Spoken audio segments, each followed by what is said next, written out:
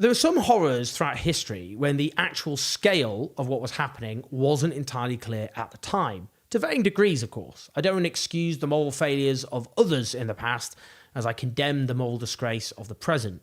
Now, it's true that the real horror of what's been unleashed against the people of Gaza won't be entirely clear for a long time. For a start, we don't know how many have been killed because thousands are buried under the rubble. There are people dying not from just direct violence, but from, for example, a lack of medical care, the basic essentials of life and so on. And history tells us that that may well end up being the biggest killer of all. But rarely have so many crimes been so thoroughly documented in real time. That's partly because of social media, which fills in the vacuum left by the failure of most mainstream outlets to accurately reflect what's happening. And we have the courage, of course, of Palestinian journalists to thank for that, who've been killed in unprecedented numbers by the Israeli state. It's also partly because many Israeli soldiers post their war crimes on social media because they've rightly concluded they have impunity and can behave as they wish and suffer no consequences. Well, while mainstream outlets have not overall done their job and certainly failed to frame this atrocity as the crime it is, the scale of the atrocity is too great to completely ignore, and some reports do make it. The latest is of Palestinian medical staff in Gaza from Khan Yunis, who told the BBC how they've been treated, and it is hideous. They have been blindfolded, detained, forced to strip, repeatedly beaten by Israeli troops after a raid at the hospital last month. Now, go into it. I have to say it's disturbing. And I'll go through the BBC report. We need desperately more of these reports, to say the least. It includes one doctor held for a week in detention who says muzzled dogs were set on him and his hand broken by an Israeli soldier. His account also matches the testimonies, they say, of two other medics. That's really important, actually, because all the way through what the BBC do diligently is they try to corroborate the testimonies. They go into detail to show that they're true. They match details between different interviewees.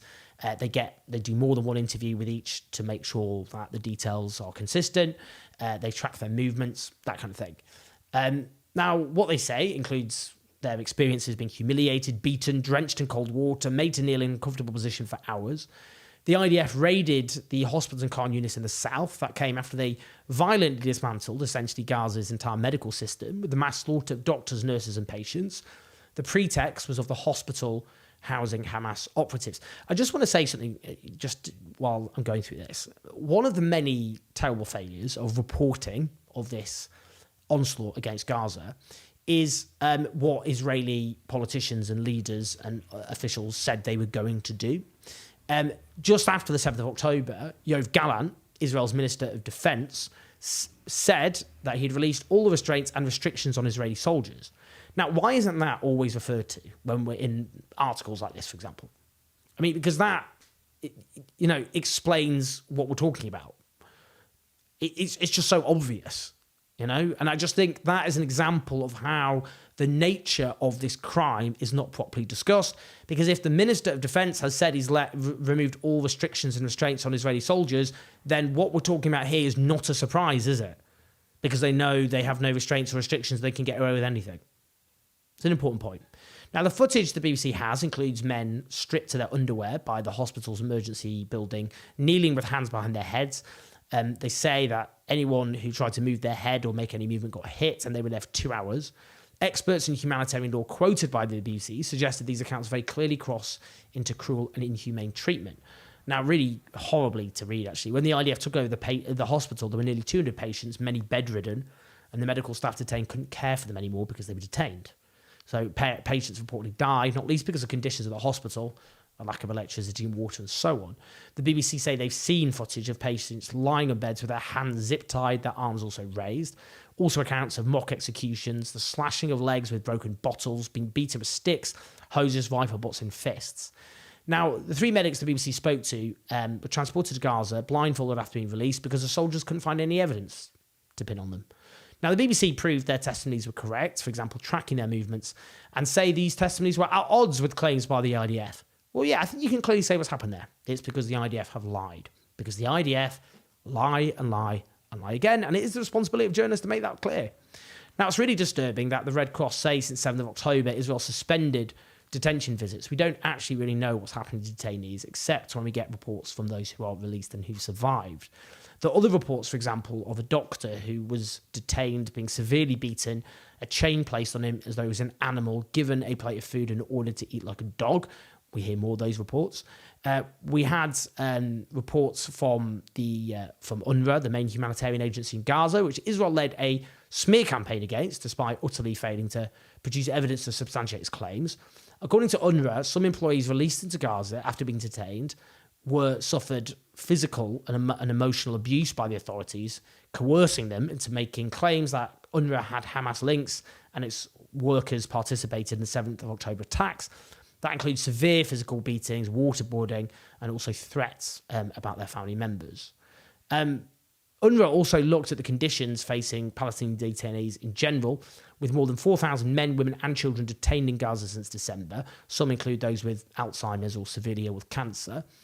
Reading from the UNRWA report, methods of ill treatment reported included physical beatings, forced stress positions for extended periods of time, threats of harm to detainees and their families, attacks by dogs, insults to personal dignity and humiliation, such as being made to act like animals or get urinated on, use of loud music and noises, deprivation of water, food, sleep and toilets, denial of the right to practice their religion, i.e. to pray, and prolonged use of tightly locked handcuffs, causing open wounds and friction injuries. The beatings included blunt force trauma to the head, shoulders, kidneys, neck, back and legs, with metal bars and the butts of guns and boots, in some cases resulting in broken ribs, separated shoulders and lasting injuries. While in off-site location, several individuals reported being forced into cages and attacked by dogs, with some individuals, including a child, exhibiting dog bite wounds unreleased. They also include sexual assault, with women being groped while blindfolded, and some male prisoners beaten on the genitals. Another detainee, they say, reported being made to sit on an electric probe, causing burns to his anus, the scars of which could still be seen weeks later. That's separate from other reports made by the United Nations, I should say, of women being raped, 2 women being raped by Israeli soldiers, as well as other sexual assaults of detained Palestinian women. Now, the UN Special Rapporteur on Torture and Other Cruel, Inhuman or Degrading Treatment and Punishment last Friday said she's investigating these allegations of torture and mistreatment of Palestinian detainees. Well, Western states need to step up, given they're the ones who arm and support Israel and give it its impunity. Just a few things. I mean, it really is easy, of course, to get lost in the scale of the crime here, because there's so many sub-horrors and atrocities within the overall, crime. Where do you begin? Where do you end? I've noted this before and I'll note it again, but we can see here how grotesque crimes are normalised. You'll recall towards the beginning of this total nightmare, Al-Shifa Hospital was bombed, and there was a big debate. Was it a misfired Palestinian missile, or was it an Israeli missile? So a Palestinian rocket or an Israeli missile. The point I'd make is that debate happened because there was an understanding of just how criminal attacking hospitals is. The only basis ever for military action against a hospital, which is, I know it sounds a ludicrous thing to even discuss, is if it's being used for clear-cut military purposes, and therefore the attack is proportionate to the military aim. Well, what's happened here is Israel's waged all-out war on the entire medical system, leaving most hospitals and medical facilities trashed and inoperable, and it is this which may end up being the biggest killer of civilians. As we've seen, they've repeatedly killed doctors, medical staff, sometimes their entire families, in missile attacks. At Al-Shifa Hospital, they were forced to dig a mass grave. The World Health Organization called it a death zone. And now we have these widespread reports of Israel detaining and torturing medics and doctors. Now, we know overall about 27 Palestinians have been, quote-unquote, have died in Israeli jails since 7th October. Yes, well, generally speaking, people don't just die in jail, do they? As I say, so many crimes. When, as it is, we're dealing with around 40,000 violent deaths, but we should do our best to bear witness to as many of these crimes as we can. The silence gives these soldiers, gives Israel impunity. We need to put pressure on our governments. They're the ones who arm Israel, give it its diplomatic and political support, and allow it to get away with these crimes. Please like and subscribe. Do share this video. Do leave your comments, as ever. Love to read those. And keep the show on the road on patreon.com/Unraveling84. Listen to the podcast. I'll speak to you soon.